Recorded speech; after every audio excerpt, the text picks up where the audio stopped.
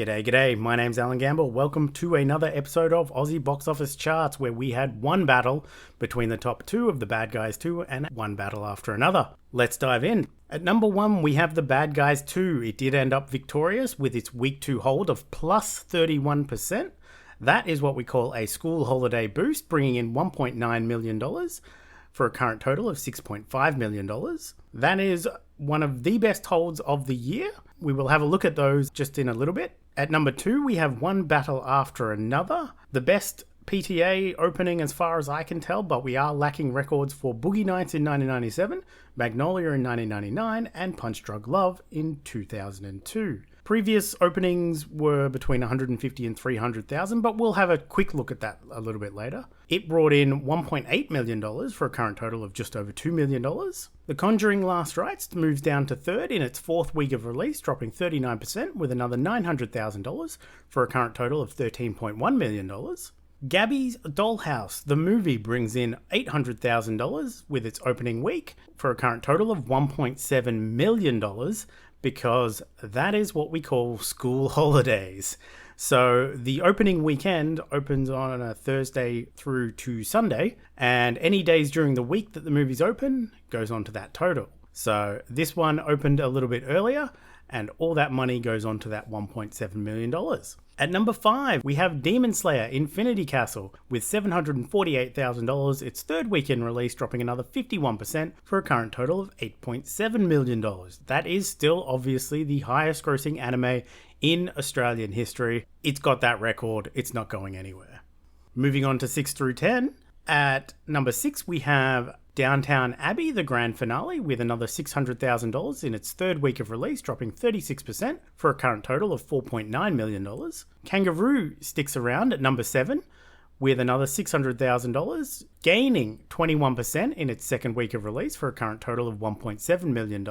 OG, or They Call Me OG, from India, opened with $555,000 at number 8. At number 9, we have A Big Bold Beautiful Journey with just under $400,000 in its second week of release, dropping 48% for a current total of $1.6 million.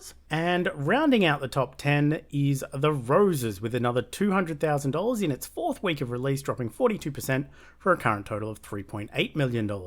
Opening outside the top 10 that we flagged as upcoming releases, The Strangers Chapter 2 opened in 11th, so just outside the top 10, and Spinal Tap 2, The End Continues, opened all the way down in 17th, so not the most enthusiastic crowd about that one.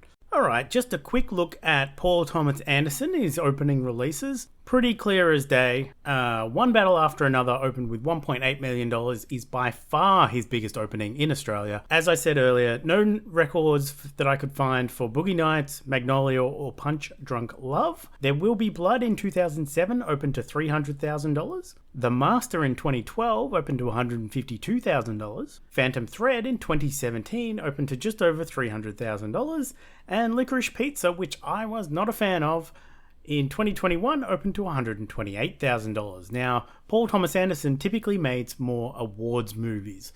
So a lot of these came out in awards season, much smaller theatre counts. They weren't widespread main big releases. One Battle After Another is the first one that is a full wide release in Australia in 250 plus screens. So it's by far the clear winner. But let's move on to the Week 2 hold charts. So this is the 2025 Australian Week 2 percentage drop charts that movies that made over $1 million in Week 1 or Week 2. Because when we had no cap, we had a lot of movies that had big increases in Week 2, but they were still only bringing in like $100,000 to $300,000 in Week 2. So I wanted this one to be bigger in terms of more wide releases that brought in more money, so it's more accurate. So we can see A Complete Unknown back much earlier in the year had a Week 2 drop of just 15%. It brought in $1.3 million in its first week and $1.1 million in its second week. That is a remarkable hold by all metrics. Dogman in its week 1 brought in just under $1 million, and then in its week 2 it brought in $1.1 million. Dogman opened the same week as a Minecraft movie, so that explains why that might have happened. The Bad Guys 2, that we just released this week, opened at $1.5 million, and then a 31% increase in week 2, bringing in $1.9 million this weekend.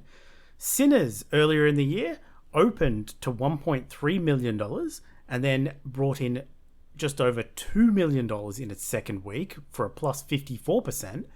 And then Smurfs. This is a clear school holiday boost. In its first week, it brought in $484,000. And then its second week, which was in the full swing of the school holidays in all 3 states, I believe, brought in $1.3 million for a plus 176% increase. So there you go. You can see that. Finally, a quick update for the year to date for the Australian box office for 2025. This is how it currently sits. 2025, we're at just under $500 million, where at this time last year, we were at $485,000. In 2023, we were at $545 million. And back in 2019, we're at $639 million. So we're nowhere near 2019. We are a little bit behind 2023, and we're a little bit ahead of 2024.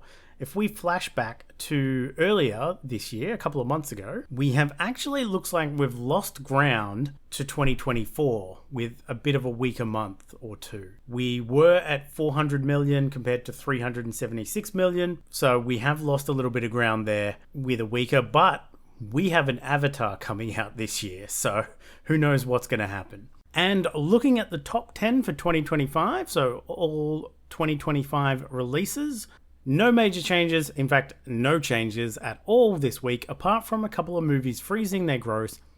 So I'll quickly count them down as they stand. At number 1, we have a Minecraft movie.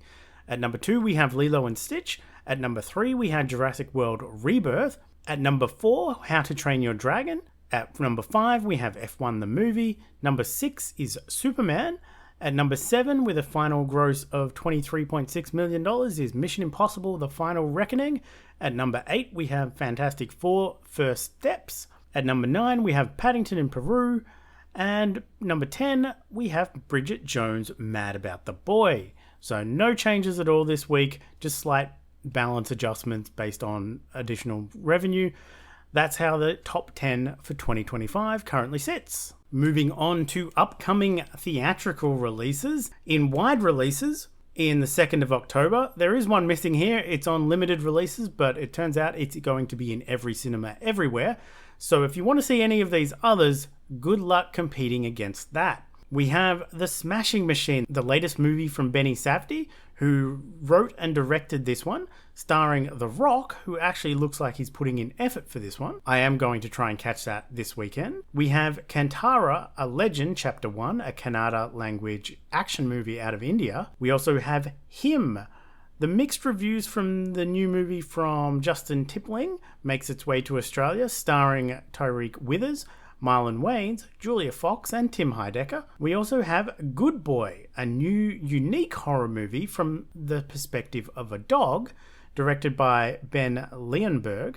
If you want something fresh, this might be it. In limited release, we have Nikah Zadar 4, a Punjabi language romantic comedy, the 4th movie in the series that started all the way back in 2016. We also have Avatar: The Way of the Water returning to cinemas to get people ready for the 3rd movie releasing later this year. We have Sons of a Neon Night, a Cantonese big-budget action movie out of China, directed by Juno Mack. It has been on my radar, but I'm not going to be able to check it out because of Taylor Swift, the official release party of a showgirl. I put this in limited release.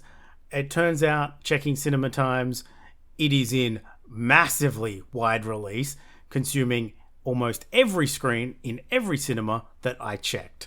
And I'm talking big cinemas and small independent cinemas. They were showing this on a loop from opening. So Taylor Swift drops a new theatrical experience after the success of the Eras Tour with a world premiere of her music video, The Fate of Ophelia. I guess this is going to be really, really popular and be on the charts next week.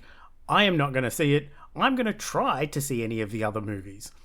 But that is what's upcoming theatrically this week. Moving on to streaming. First up, we have Play Dirty, the latest from director Shane Black, who has given us some great movies over the years. This one is a full big heist movie starring Mark Wahlberg, Lakeith Stanfield, Rosa Salazar, and Keegan-Michael Key. It releases on 1st of October on Amazon Prime. Then we have The Lost Bus, a new movie from director Paul Greengrass, who gave us several of the original Bourne movies. This one is about a father driving a bus through a massive bushfire, starring Matthew McConaughey and America Ferrera, releasing on the 2nd of October on Apple TV+. We also have Steve, a new movie starring Cillian Murphy, based on the novel by Max Porter and directed by Tim Mellance, releasing on Netflix on October 3rd. In returning series, we have Critical Role. Critical Role is returning for the start of its campaign 4, shuffling things up with an entirely fresh start, fresh universe, DM, players, with most of the core team returning with new characters, and you can catch it at the usual places on YouTube and Twitch, and their own platform on 3rd of October.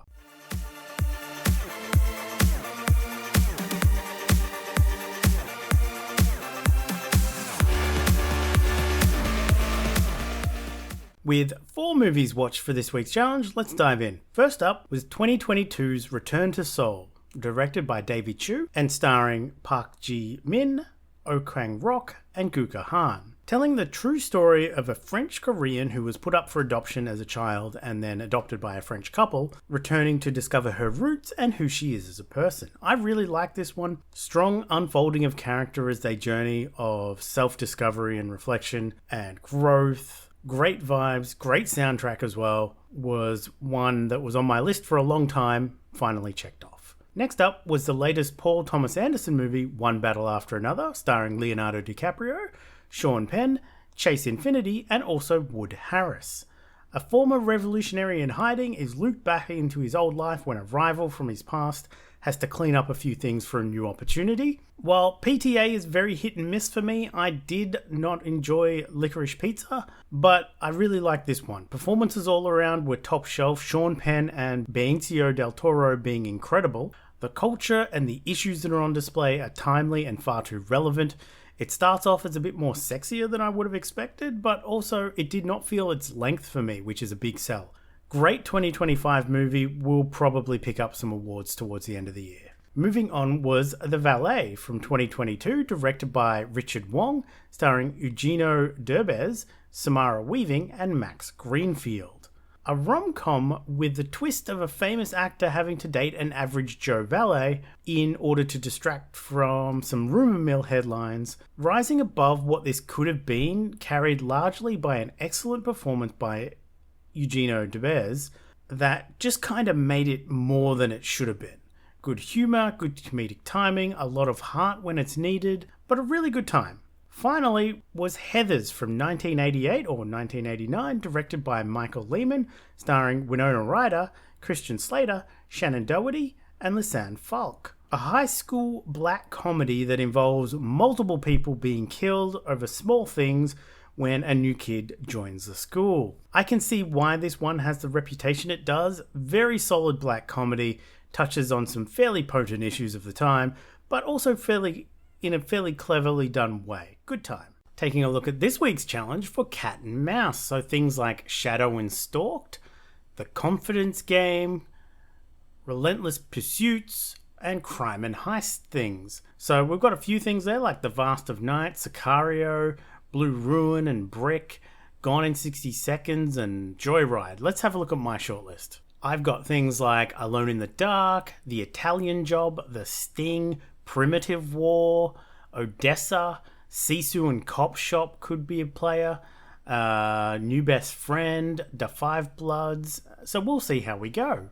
But that is it for me this week. I am going to try and catch The Smashing Machine, if I can get a session. I was going to try and catch Sons of the Neon Knights as well, but it was only showing at one cinema, and the times do not align with any of the Smashing Machine sessions. But I am going to try to see at least the Smashing Machine.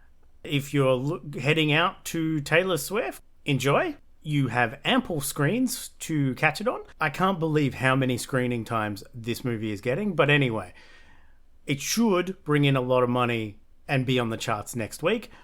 We will see how it charts next week alongside the Smashing Machine and a few other titles. If you're trying to head out to see anything else, good luck and have fun and watch more movies. I'll see you next week. Bye.